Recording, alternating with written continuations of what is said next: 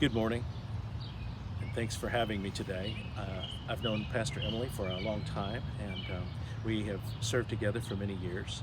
My name is Todd Everhart. I served in the Mountain Sky, then Rocky Mountain Conference for 16 years. 4 years ago, I went into Extension Ministries, and now I serve with the Veterans Healthcare Administration. This morning, I'm going to read to you from the book of Joshua, chapter 4, verses 1 through 9. 12 stones set up at Gilgal. When the entire nation had finished crossing over the Jordan, the Lord said to Joshua, "Select 12 men from the people, one from each tribe, and command them, take 12 stones from here out of the middle of the Jordan, from the place where the priest's feet stood. Carry them over with you and lay them down in the place where you camped tonight." Then Joshua summoned the 12 men from the Israelites, whom he had appointed, one from each tribe. Joshua said to them, "Pass on before the ark of the Lord your God into the middle of the Jordan, and each of you take up a stone on his shoulder, one for each of the tribes of the Israelites, so that this may be a sign among you. When your children ask in time to come, 'What do those stones mean to you?' then you shall tell them that the waters of the Jordan were cut off in front of the ark of the covenant of the Lord. When it crossed over the Jordan, the waters of the Jordan were cut off. So these stones shall be to the Israelites a memorial forever." The Israelites did as Joshua commanded. They took up 12 stones out of the middle of the Jordan, according to the number of the tribes of the Israelites, as the Lord told Joshua. Carried them over with them to the place where they camped, and laid them down there. Joshua set up 12 stones in the middle of the Jordan, in the place where the feet of the priest bearing the Ark of the Covenant had stood, and they are there to this day. In the later years of his life, the great 19th century American philosopher Ralph Waldo Emerson suffered from an increasingly faulty memory. When things would slip his mind, he complained of his naughty memory, as he called it. Sometimes Emerson would forget the names of different objects. In order to speak of them, he would refer to them in a roundabout way. For instance, when he could not think of the word plow, he would call it the implement that cultivates the soil. More important was the fact that he could not remember the names of people who were quite familiar to him. At the funeral of his friend, the poet Henry Wadsworth Longfellow, Emerson commented to another person, "That gentleman has a sweet, beautiful soul, but I have entirely forgotten his name." I work with hospice and palliative care patients at the VA Medical Center in Detroit. Sometimes my patients have great memories, and I get to hear stories that I could never find in history books. Other times, the patients are not very verbal anymore, and they can't quite find the words. I find myself helping out if they seem to really want to share something but can't think of the words.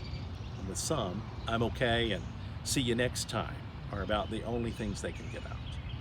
But those can take great effort and are just as good as a recounting of a long ago exploit. The loss of memory is a sad thing. It cuts us off from days gone by. It strips away the treasured residue of past experience.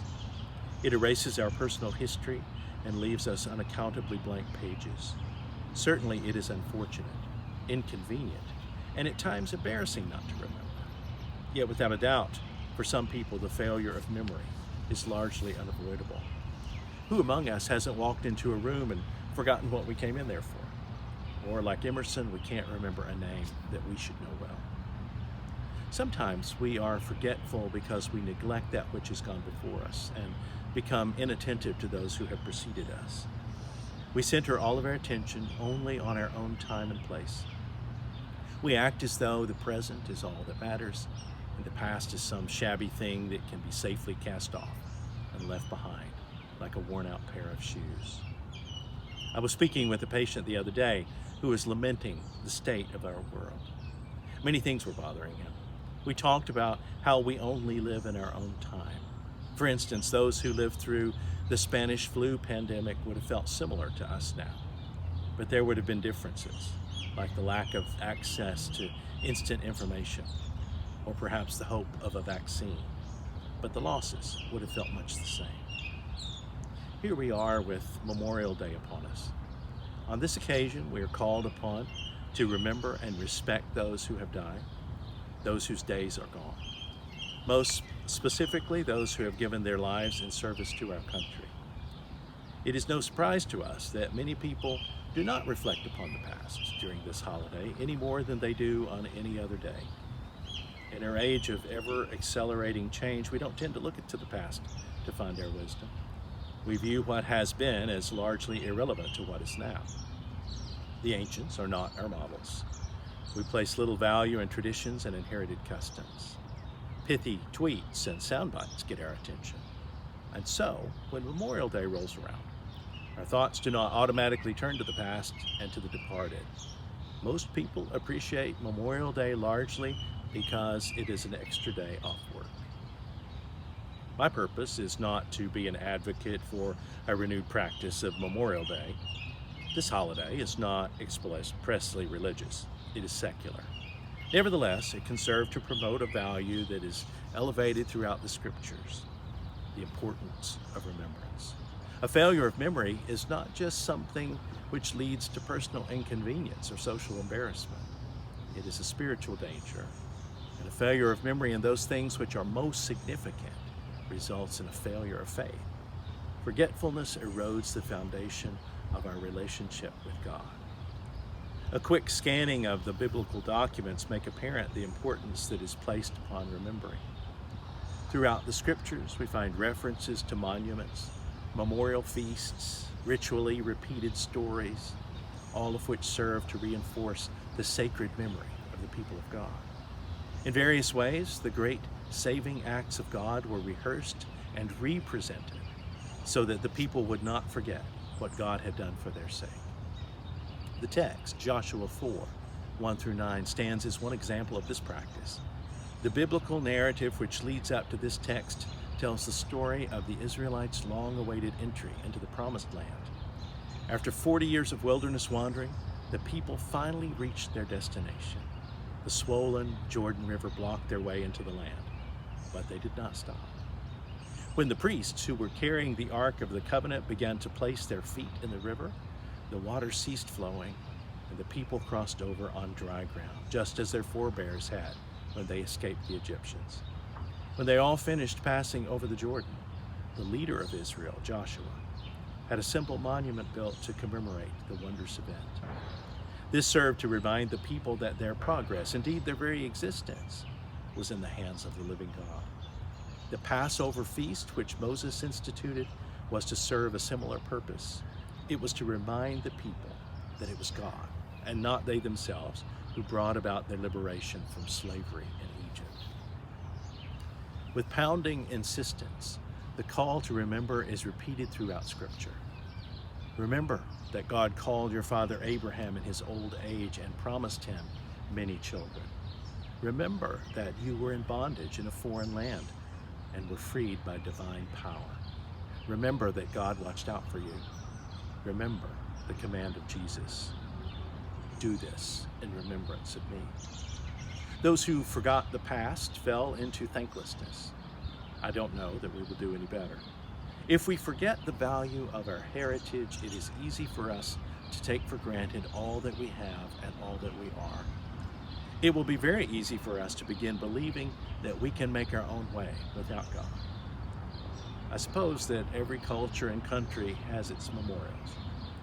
The best memorials lift our sights above the mundane affairs of the moment in order to focus our attention upon the highest aspirations and accomplishments of those who have preceded us.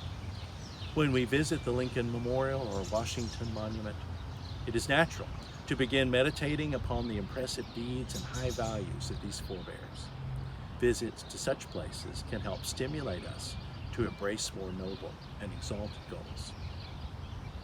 For any of us who have served in the military, there has been a time that we have set our sights on something larger than ourselves. God and country, we say. Patriotism and honor. Faithfulness. This we'll defend. Memorial Day is very specific. It is a federal holiday to remember those who have died while serving in the armed forces. Not to recognize all veterans, alive and dead, or even those serving now. There are other days for those. Sometimes we try and smush all those things together, and it's nice to say thanks. But the holiday observed tomorrow is different. Perhaps we fail to remember because it is painful to think about. Cemeteries in most every little town contain the graves of those who served because they were called up, drafted and sent, and never came back. Talk about painful memories, and some guilt thrown in. And we don't deal with death that well in modern society anyway. But every single one of those lost has given us a reason to do better, to think about and try to understand the reasons that human beings can be so violent to one another, to find a nobler purpose and a better way. If we don't use it, if we don't acknowledge the tragic losses, we dishonor the sacrifice. If we don't remember at all, we don't even give ourselves the chance to change, a chance to hope. And hope is a wonderful thing. We hope in God even though the past might be painful, even though the sacrifice may seem futile because here we go again, or here we are again. We may sometimes think we haven't learned anything, and maybe we haven't yet. It doesn't do any good to think that things cannot change. There will always be those who will tell you that violence and hatred, greed and self-interest will rule the day. And we often go along with it. If you have the privilege of visiting a cemetery tomorrow, just tell those you remember that we're trying to do better. And then tell your neighbor.